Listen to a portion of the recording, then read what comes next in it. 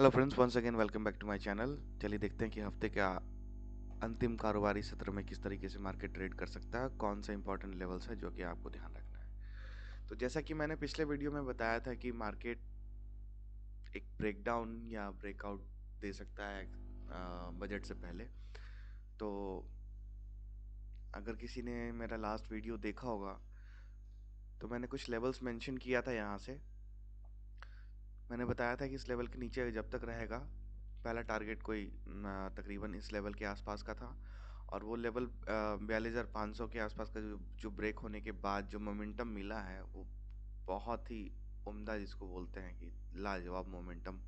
तकरीबन 800 से 1000 पॉइंट का वहाँ से डाउन साइड का रैली मिला है। और वही नहीं, मैंने जो डाउन साइड में जो लेवल्स बताया था निफ्टी बैंक निफ्टी में, तकरीबन मार्केट भी वहीं पे क्लोज हुआ है।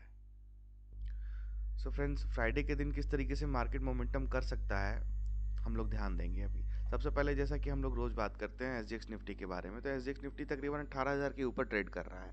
और जो हमारा मार्केट है वो एक्सपायरी के दिन जो क्लोज हुआ था, लगभग, मैं स्पॉट लेवल आपको बता देता हूँ। स्पॉट लेवल तकरीबन बंद हुआ था 891 पे। तो मान के चलिए कि अगर 18,000 के आसपास में ओपन होने वाला है मार्केट, मैं आपको लेवल्स दिखा देता हूँ। ये जो ब्लैक मार्क लेवल्स है, बोल्ड लाइन में जो ब्लैक मार्क किया हुआ है, 17,943 के ऊपर आप लॉन्ग करेंगे। 914 के नीचे ही आप शॉर्ट कर सकते हैं, यानी कि 900 के नीचे आप मार्केट अगर क्लोज देना स्टार्ट करें 5 मिनट या 15 मिनट पे, तो आप शॉर्ट इनिशिएट करेंगे। अदरवाइज जैसा कि दिखा रहा है मार्केट में गैप अप होने के चांसेस है, तो आपको ध्यान रखना है कि 18,000 का एक का लेवल है, ये मेरे लिए रेजिस्टेंस का लेवल है। 18,001 अगर ब्रेक होता है तो ही मार्केट में अपसाइड का मोमेंटम मिलेगा। कहां तक मिलेगा? 18,082 तक का।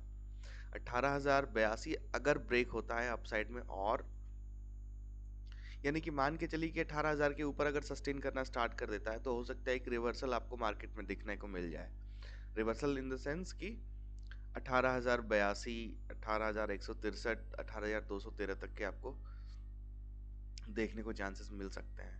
अब क्योंकि बजट भी है अगले हफ्ते, तो आपको उस चीज़ को ध्यान रखना है। आईवीज बढ़ेंगे, वोलेटिलिटी बढ़ेगा, अपने पोजीशन साइज को कम रखना है। ये नहीं कि जैकपॉट और एक दिन में रईस बनने के चक्कर में पूरा दुनिया डुबा ले अपना।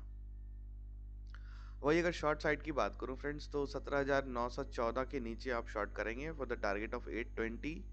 उसके बाद 740, फिर 660, उसके बाद फिर 610, यानी कि 17,610 का मेरा अल्टीमेट टारगेट है डाउन साइड में, अगर वो 900 के नीचे सस्टेन करता है तो। वरना जैसा कि अभी गैप अप होने के चांसेस है, तो गैप अप में आप ध्यान रखेंगे कि पहला 5 मिनट का कैंडल यूज करिए। फर्स्ट 5 मिनट का कैंडल आपको ध्यान देना है कि ये इसके नीचे ट्रेड कर रहा है या इसके ऊपर ट्रेड कर रहा है। जिस तरीके से ट्रेड करे उसके अकॉर्डिंग आप ट्रेड कर सकते हैं। और रही बात, दूसरी बात, मैं आपको एक और बात बता दूं कि कई लोग होंगे जो ये गिरावट देखने के बाद अपना माइंड सेट चेंज कर लेंगे कि मार्केट में अब और भी ज्यादा गिरावट आएगी, यानी कि मंदी का सिनारियो जो रहेगा, जिसे बोलते हैं कि बियर मार्केट। तो वो जरूरी नहीं है कि बियर मार्केट, मार्केट में जो चीज दिखा देता है उसका अपोजिट ही होता है, क्योंकि जो व्यू आपने एक बार बना दिया है इस गिरावट के बाद, मार्केट इसके अकॉर्डिंग काम नहीं करेगा। मार्केट जस्ट इसका उल्टा काम करेगा, नहीं कि चांसेस रहेगा मार्केट में ऊपर जाने का। सो फ्रेंड्स, ये हो गई निफ्टी की बात। बैंक निफ्टी की बात करते हैं। बैंक निफ्टी फ्यूचर में मैंने जो इंपॉर्टेंट लेवल्स फाइंड आउट किया है वो ये दो लेवल है, 41,865 और 41,645, यानी कि 645 के नीचे आप बिंदास शॉर्ट कर सकते हैं फॉर द टारगेट ऑफ 373, और 41,000 का लेवल क्योंकि राउंड लेवल है, तो वहां पे एक सपोर्ट लेवल बन सकता है। और अगर 41,000 भी ब्रेक होता है तो उसके बाद फिर कोई ढंग ढंग का लेवल जो मान के चलिए कि 40,700, वहां से और 300 पॉइंट नीचे। खैर, नीचे की बात अभी हम लोग नहीं करेंगे, क्योंकि मार्केट में जब गैप अप होने के चांसेस है तो बस आप डाउन साइड के लेवल्स मार्क कर लीजिए। और अप साइड में अब गैप अप हो रहा है, इसका मतलब हो सकता है कि 42,100 ये 42,670 है तो 42,865 ये इसी रेंज में कहीं पर ओपन हो। अब इस रेंज में जहाँ पे भी ओपन हो रहा है, जिस साइड भी ब्रेक लेगा उस साइड का पोजीशन क्रिएट कर सकते हैं। फॉर एग्जांपल अगर मैं इस एरो को यहाँ पे मार्क करूँ तो यहाँ पर आप छोटा सा स्टॉप लॉस दे करके शॉर्ट कर सकते हैं, और इस एरो को मैं यहाँ पे अगर मार्क करता हूँ तो आपको इस एरो के पास कहीं पे मिल रहा है मार्केट में, तो यहाँ पे छोटा सा स्टॉप लॉस देके लॉन्ग कर सकते हैं फॉर द अपसाइड टारगेट। और इस स्विंग के नीचे कभी भी जाए तो आप अपने लॉन्ग साइड से हट जाइए, क्योंकि ये एरिया मिनिमम स्टॉप लॉस का एरिया होता है। समझ रहे हो फ्रेंड्स? I'm sorry। तो अपसाइड की बात करते हैं तो 41,865 के ऊपर 42,150 का लेवल आएगा, और 42,150 अगर ब्रेक होता है, यानी कि ये जो गिरावट का लगभग ये 50% के आसपास, मैं एक बार चेक कर लेता हूँ कि इस गिरावट का 50% कितना आता है। ऑलमोस्ट वही है 42,150, 127 के आसपास।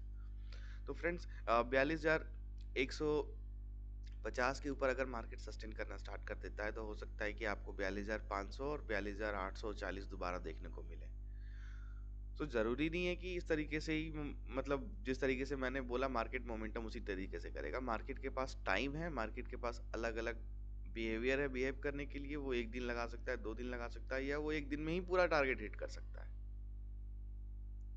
क्योंकि अगर ये गिरावट का 50% ये अगर यहाँ पे ओपन होगा, यहाँ तक पहुँचता है मार्केट, तो यहाँ पर एक बार रेजिस्टेंस लेने की कोशिश करेगा। अगर यहाँ नहीं रेजिस्टेंस ले रहा है, अगर इस लेवल को ब्रेक हो रहा है, तो इसका मतलब मार्केट ये जो ट्रेंड डाउनसाइड का था वो नेगेट होने को आ रहा है। नेगेट होना मतलब हो गया कि ये जितना भी डाउन मूव आया है वो एक फॉल्स मूव दिखा करके लोगों को पैनिक क्रिएट करके मार्केट से बाहर निकालने के लिए इस तरीके की स्ट्रेटजी अपनाया जाता है कि जितने भी लॉन्ग साइड में रहेंगे, लॉन्ग वालों को रिमूव करने के लिए ये मूव मार्केट में लाया जाता है। तो मार्केट में लाते कौन है ये अलग बात बनती है।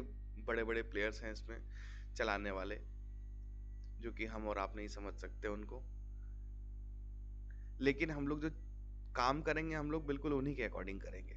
अगर उन्होंने पैनिक सेलिंग क्रिएट करके अगर उन्हें लॉन्ग करना है तो हम लोग भी लॉन्ग ही क्रिएट करेंगे। तो उसके अकॉर्डिंग हम माइंडसेट को अपने ट्रेन कर रहे हैं कि किस तरीके से लॉन्ग और शॉर्ट का ट्रेड लेंगे। तो फ्रेंड्स बिल्कुल अपने चार्ट पे ये सारे लेवल्स को प्लॉट कर लीजिए और उसके अकॉर्डिंग अपने ट्रेड डिसीजन लिया कीजिए और अपने पोजीशन साइज को बिल्कुल मैनेज कीजिए। रिस्क मैनेजमेंट सबसे इंपॉर्टेंट चीज़ है, और किसी इमोशंस में आकर के ट्रेड बिल्कुल मत करें। सो फ्रेंड्स वीडियो अच्छा लगे तो डेफिनेटली लाइक करें, शेयर करें और सब्सक्राइब करें। Thank you for watching.